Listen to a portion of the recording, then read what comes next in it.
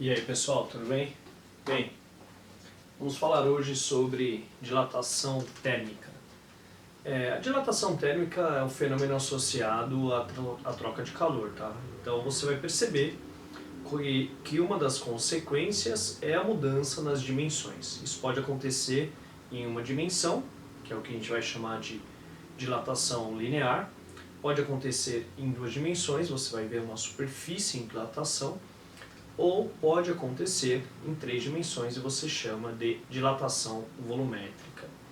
Bom, os três estados da matéria, os três estados de agregação da matéria apresentam dilatação, lógico, tanto sólido quanto líquidos ou gases.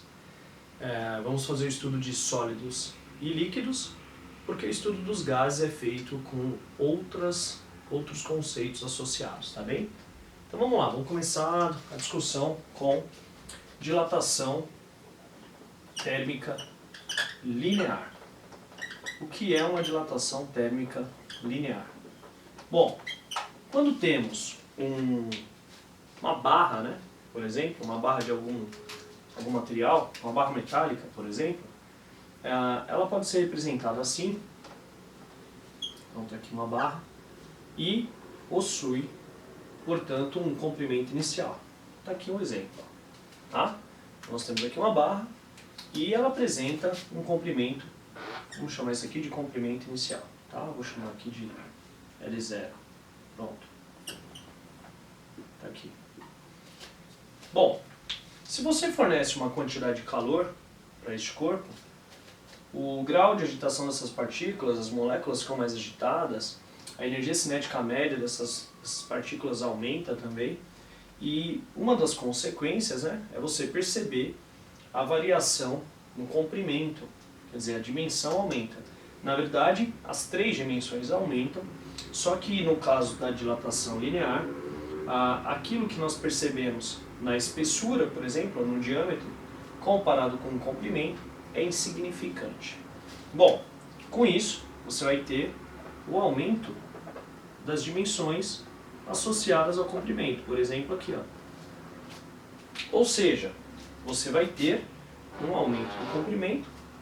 Posso falar assim então, ó, tínhamos um comprimento L, 0, né, L inicial, e passamos a ter um comprimento L. Ou seja, houve um aumento no comprimento.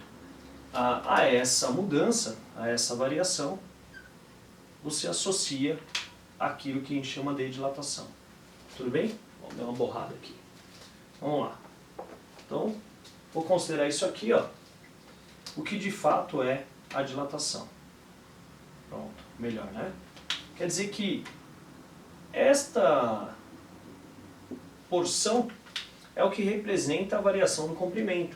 Isso aqui é a dilatação. Como é que você define a dilatação?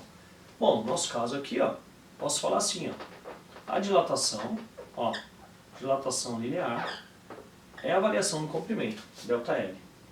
Como ela é representada? L menos L0. Pronto, aqui, ó, L menos L0. Pronto, dilatação linear. Quer dizer que a variação no comprimento representa a dilatação linear. Tá aqui, pessoal, para começarmos a discussão. Agora, por que isso ocorre, né? Bom, isso ocorre basicamente porque você forneceu calor.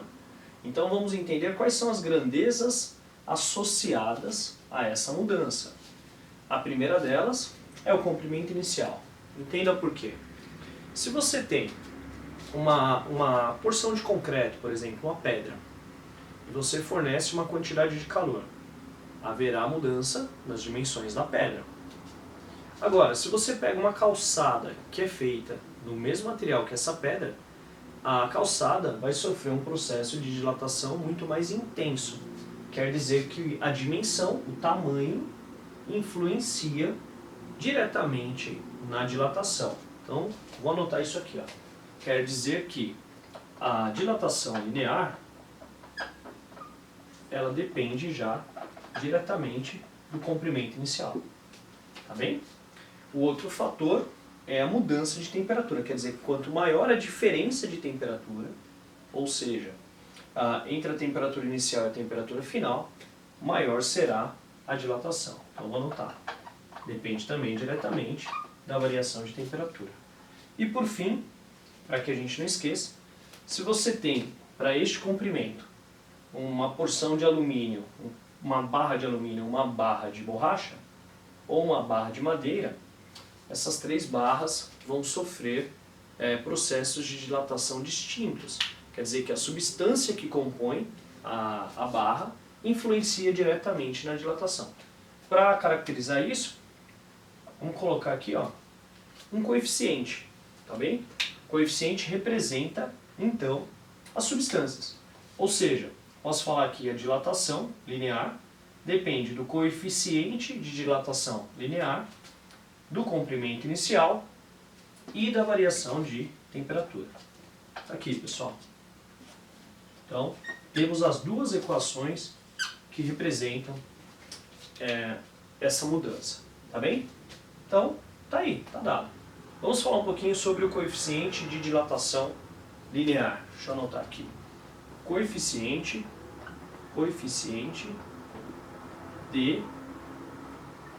de dilatação linear.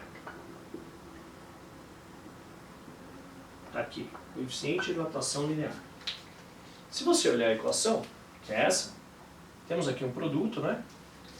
E, portanto, o coeficiente de dilatação linear, ele pode ser representado assim, delta L, L0, delta θ.